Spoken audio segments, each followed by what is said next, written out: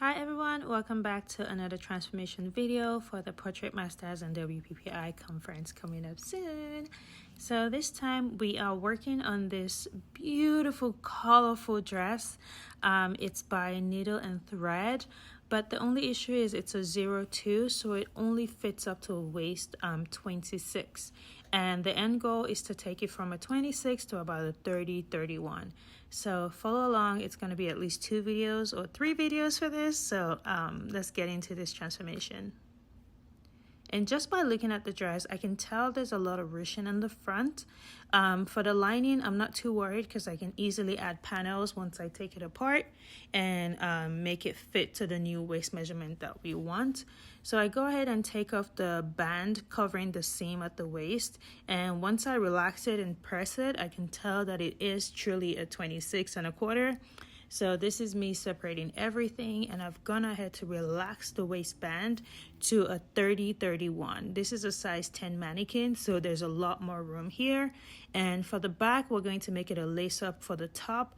We're going to put a zipper in the skirt, and we're going to change the waistband for the skirt as well. So I'll see you in the next one. Hi everyone, welcome back. Now we are going to work on the waistband of this skirt. I'm using one of the colors that just pop out to me on this fabric. It's this beautiful rust fabric that I have. It's kind of heavy duty, but it's not thick enough to be a waistband by itself, so we are going to fuse it. I went ahead and cut out 5 inches by 31 so that when I sew the waistband it will finish at 30 inches, and then when I close the seam allowances it would finish at 2 inches tall, the height of the waistband. So because you don't have to fuse the whole waistband, I'm only fusing half because, like I said, the fabric is kind of heavy duty. So I'm just getting the center of this and then marking it, and that's what I'm going to use as a guide to cut my fusing. This is a woven fusing. It's used for suiting and just different kind of fabric. It comes on a roll and I just use it all the time.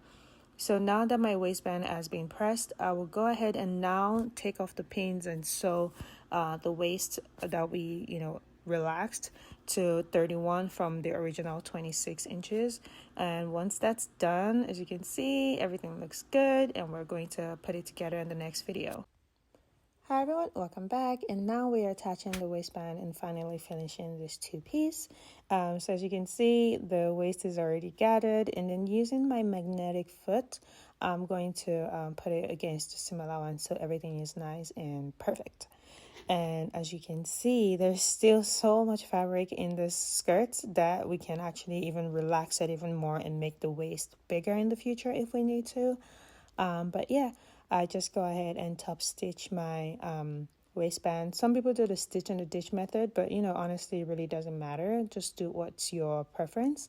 And it's important to also make sure that the seams are matching exactly when you put your zipper up. And once I like the way it looks, I go ahead off camera to remove the white stitch that I used to originally ruche the skirt to this new waist measurement. So I just did that off camera. And now I'm just making the loops and also the strings for the corset back. I went ahead and cut as many as I needed in 3-inch increments. And yeah, this is the 2-piece, from a 1-piece that couldn't fit to a 2-piece that fits more people now. And I actually just love the way the waistband just pops. It's just beautiful. And as you can see, you can wear it by itself or wear it together as a set. And yeah, I'll see you guys in the next video.